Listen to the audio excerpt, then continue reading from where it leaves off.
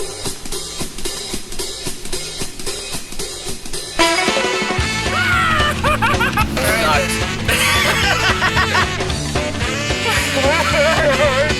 dark. It was amazing! Oh wait! There's more! It was awful!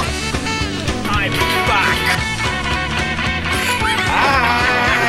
CGI shit! I rest my case. It was fucking horrible!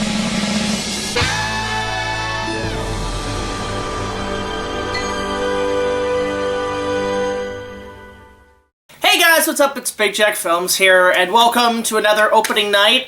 This is another requested episode, not necessarily through Patreon. It was actually mailed to me via fan mail, and normally that's one of my rules. If it's not Patreon requests, it's fan mail requests. And, oh, yes, I know I'm wearing red for this. That's the point, because, oh, this movie stunk. This stunk like a pile of dog shit. Today we're talking about the 2021 adaptation of the classic children's books. Fucking Clifford. You people are making me review Clifford now. Why? I had a good movie last week, and now you're making me review this piece of dog shit. I'm gonna keep calling this a piece of dog shit, because that's what this movie is. Okay, so full disclosure. Yes, I grew up with the Clifford books. I was a kid who didn't grow up with those books. In fact, the one incarnation that I remember the most was the 1988 cartoon series. Not necessarily for the show itself. I never watched on TV, but when I was in school, elementary school, they had the tapes that had like the rhymes and the shapes and like the different educational thing. It was an educational series. And that's the incarnation I remember, not just for the animation looking pretty close to the books, but also that goddamn theme song is actually pretty damn catchy. Go, Clifford, go, Clifford, go, Clifford, go. Go, Clifford, go, Clifford, go. Yeah, it's pretty catchy. So, you know, later incarnations of the books, I grew out of Clifford. I grew up. I did other things. I've seen people talk about other incarnations. I'm like, I don't give two fucking shits about those. But then, you know, there were obviously, you know, it was mostly done in animation. It was mostly a cartoon, and that's mainly what it was. But then, out of buttfuck nowhere comes a live-action adaptation of the books, which, typical. That was on par with a couple of things, but something about this one kind of bugs me, because it's so... I have to literally squeeze the DVD. I don't care if I break this thing. This movie sucked. It's so cringe. And like, Scooby-Doo, the two Scooby-Doo movies were less cringy than this. This is literal dog shit cringe. Like, this smells of dog shit. So what is it about? What's the movie about? It's just the same origin story. It's the same, you know, Emily Elizabeth finds a puppy, and then turns out it grows like kaiju size, and all the hijinks, yuck, yuck, yuck. Now, you think, okay, that seems pretty easy to adapt into a movie, right? But, and like the first, third, I was okay with it. There were a couple of jokes that actually did land, and they were kind of the mythos, I guess. This is I don't know what the true mythos of Clifford is, where he came from. They tried to give an explanation that he was basically he was a puppy that was found in like an abandoned stow thing, a little puppy thing, and then his parents and mom and other siblings were taken to a pound, and then he's found like by this magical wizard, because it's obviously a magical wizard, played by Bill Connolly. Poor Bill Connolly. He's in so many bad movies right now. So, you know, he's the one who makes him big and everything because of magic, and Emily Elizabeth finds him. They move into this new apartment. Oh, and guess what? Guess where this children's IP they put him in? Guess! Because, okay, in the original books, Clifford's in, like, a little suburban town, right? That's in the books. Oh, but guess where the fuck they put him in this? Can you guess? New York City! Because that's every goddamn kid's movie! I am so sick of this. Every IP, kids-wise, ever since Enchanted, let's put them in New York City. Oh, I'm so done. Enough! Enough with their... This is the most cliche, overly cliche movie.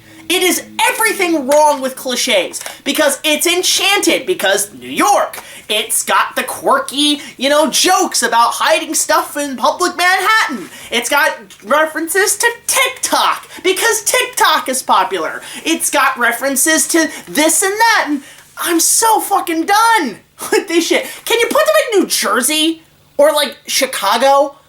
At least with John Landis's attempt at King Kong in the 90s, he was thinking about Chicago instead of New York. But look, I'm sorry, but New York, I'm just gonna make sure the disc is okay, because at least I can maybe try to resell it.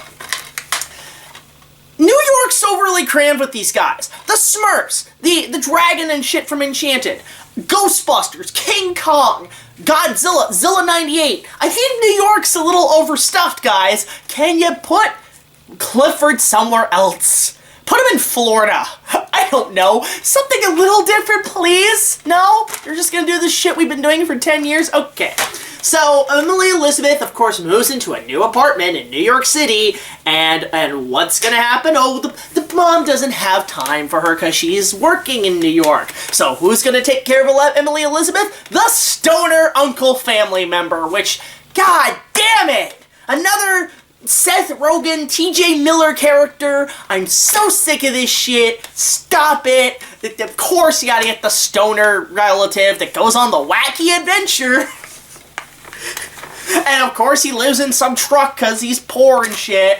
And then of course, the dog gets big and everybody's like, monster, radioactive thing, and then they fucking, have to hide the creature because it's totally not E.T. We haven't been doing this shtick for 40 fucking years in kids' movies. And then Emily Elizabeth has to go to school and has to deal with the cardboard cutout bullies. The mean girls. I'm so sick of this shit. It's so overly cliche. You've seen this a million times. You've got the mean girls who are all snappy and bullying the different kid, and then all of a sudden Clifford shows up and is so rad and cool, and then they have to look at the mean girls and say, yeah, you're just jealous because you don't have all the other attention, and all the kids are like, oh, whore! Oh! Why do you make me watch this shit? But that's not all. Guess what? There's more cliche bullshit in this movie. Because then you have, obviously they're in this little neighborhood. It's very Sesame Street. This movie is very, also this movie rips off Follow That Bird. It's so totally Sesame Street up in this shit because you've got all the wacky neighbors and their little stores and stuff. Every time you go past this neighborhood, I keep expecting Oscar the Grouch or Elmo to walk by and you just go, sunny days, do-do-do-do.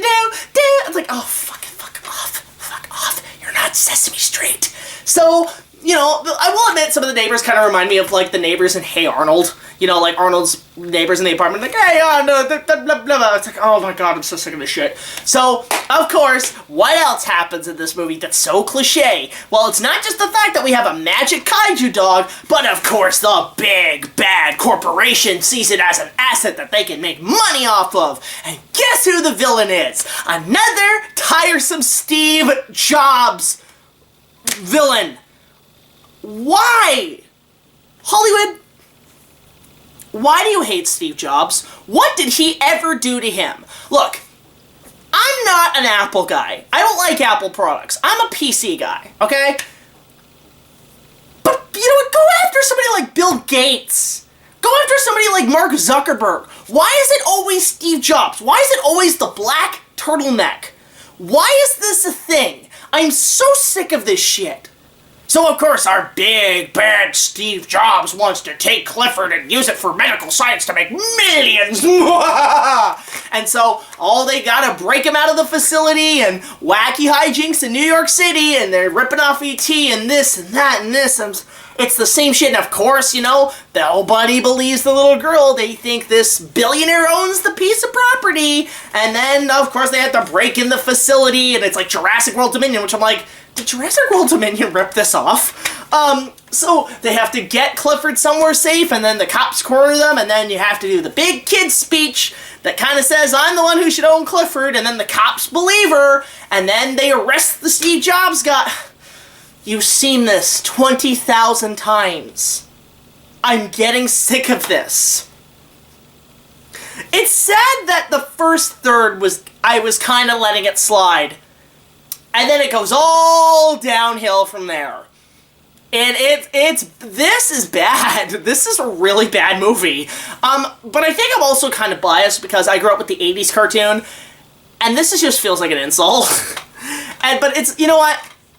It's a kid's movie. It's a little kids movie. Why y'all making me watch little kids movies? I have no fucking idea. But for me, it's almost a bad kids movie because this is just gonna make kids write the same shitty screenplays in the future. This is not a good movie. This is really bad. This belongs on like Nick Jr. or Treehouse. This does not need to be a theatrical motion picture. Also, PG